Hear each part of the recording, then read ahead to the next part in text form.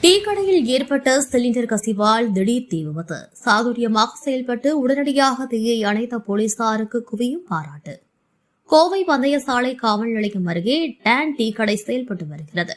இன்று மதியம் அந்த கடையில் இருந்த சிலிண்டரில் கேஸ் கசிவு ஏற்பட்டுள்ளது. இதனால் திடீரென கடையில் தீப்பற்றி உள்ளது.